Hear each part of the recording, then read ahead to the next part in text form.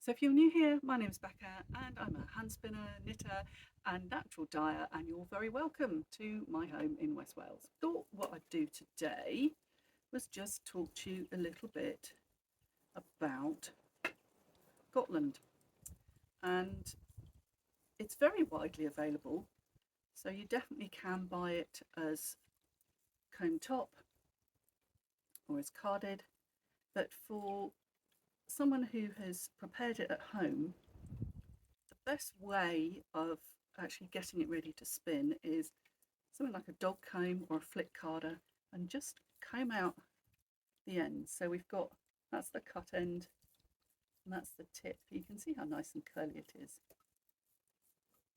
And I'm literally just combing it out, and I'm sort of giving myself a little sort of collection of bits before I start spinning. So I'm pulling them out, tip end, being dived on by bees. So I've got the tip ends, and then I'm just getting rid of the tangles at the cut end. And as you can see, this is going to be quite a slow process, but quite a nice process in the sunshine. There you go. Oh, I lost a bit of flat down there. So then when I've got a nice little handful,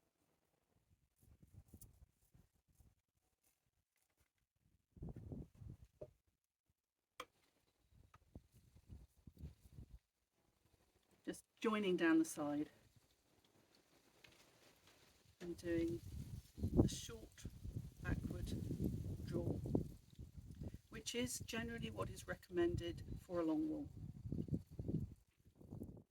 So Gotland falls into two subcategories.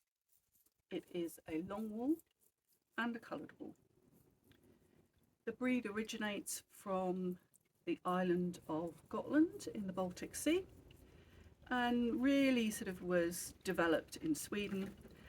But now, I mean, it is kept pretty much worldwide. It's a very popular breed, particularly popular with the smaller farmers. So if you are a homesteader or a smallholder, then it's a good popular breed because it's got this very interesting fleece that either you can spin up yourself or you can sell to crafters.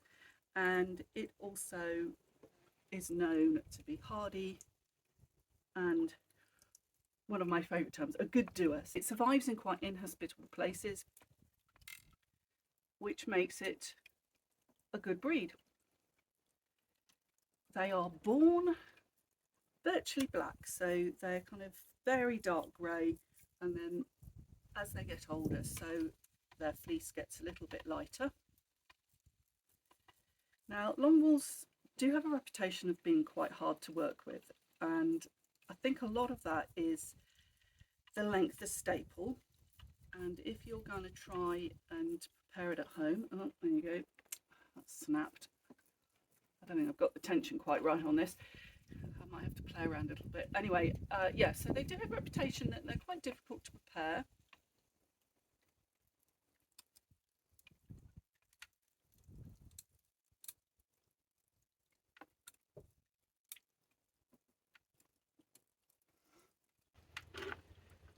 Now I have another video which, oh, I didn't mean to do that. So I have another video that is all about working with long wools, and I will link that in the description. Unlike a lot of long wools, it felts quite easily, so you just have to be a little bit cautious when you're processing it, because you don't want to go sort of hot into cold, cold into hot too quickly, because you could well felt it. It's quite lustrous and silky. It blends really well with other breeds. So if you've got something that's maybe got a shorter staple length and you want to add a bit of dimension and texture, you could add some Gotland. It takes dye very well, and we get a very interesting result with dyes on Gotland, because obviously you've got the underlying colour, which is sort of silver. So in a moment I will turn the camera around and you can have a little look at some of the results I've got dyeing on Gotland. So as usual, I would really appreciate it if you've got experience of working with Gotland and there's something I don't mention that you think people would find useful, just drop it in the comments below. And there's definitely am not a fountain of knowledge when it comes to spinning, and there are some really experienced spinners in the world who very generously share their experience here, so I'm always very grateful for people who do that.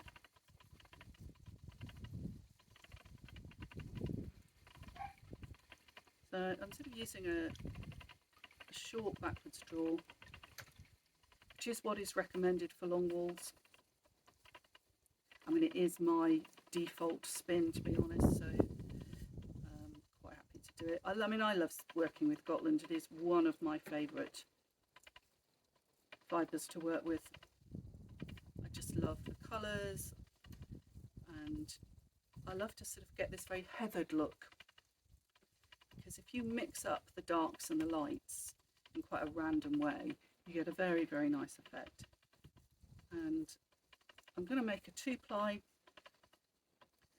and I haven't sort of tested to see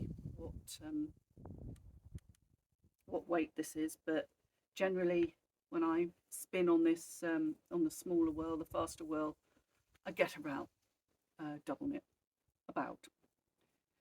Okay, so I'm going to carry on with this and then in a moment turn the camera around and show you some of the results I've got.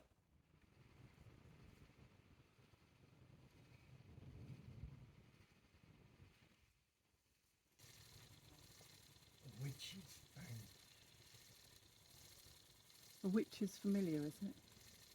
Sorry? What did you say? A witch's friend. A witch's familiar.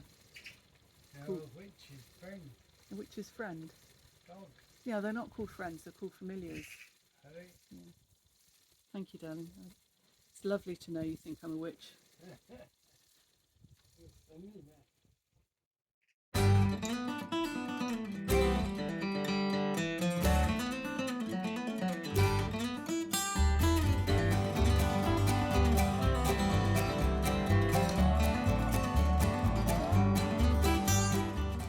Okay, so by the magic of editing, I have now finished the yarn and it is ready for me to wind into a cake and then knit up. So I'm going to turn the camera around in a moment and give you a bit of a closer look at it. You'll have to excuse the state of my face. I had a bit of an argument with a bramble, so I'm looking slightly as though I've been in the wars, and it's very minor, but it is a bit red.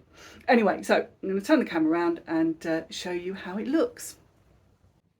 Okay, so we have the unspun fibre, and you can see what lovely colours it is, and we've got sort of the lighter bit and the darker bit, and then we have the fibre that I spun up, and you know, there's quite a lot of sort of crimp still in it. When I've been spinning with a prepared top, it really hasn't had this kind of bounce back and crimp, and I'm kind of debating whether I've overspun it, but I don't think I have, because it is quite nice and relaxed.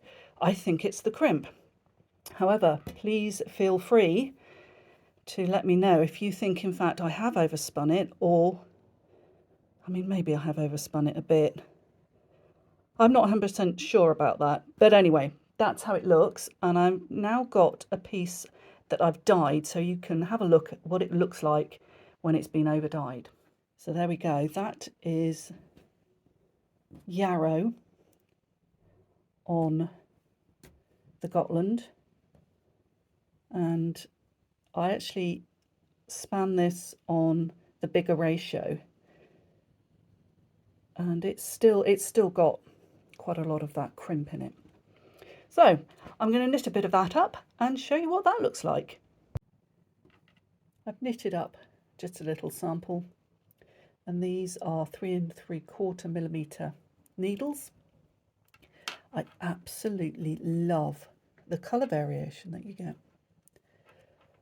I think, if I'm being really critical, a little less twist is needed.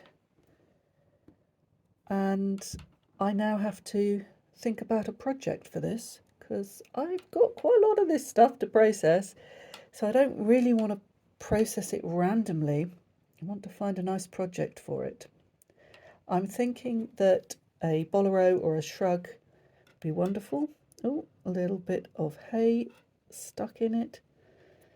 Yeah, that is the challenge with this this fleece, is there is a fair amount of VM, which I absolutely knew when I got it. So it's not like anybody hadn't told me. I did know that. There you go. So what do you think? Drop a comment below. I hope you found that useful. As ever, feel free to leave a comment below. I'm getting a little bit behind comments, so I'm so sorry if I haven't got to a comment that you have left. I will get there, I promise you. So just a couple of sort of housekeeping things. If you are on my newsletter email list, you will already know this. I'm moving all my written content over to Substack. I decided that I just could not keep up with the blog. So you know how YouTube works, and the best way of supporting my creative efforts is by subscribing, liking, and leaving a comment. If you feel you'd like to support me financially, I do have a buy me a coffee option just down in the description below. So I'm going to leave it there and say, until next time, have a wonderful creative week.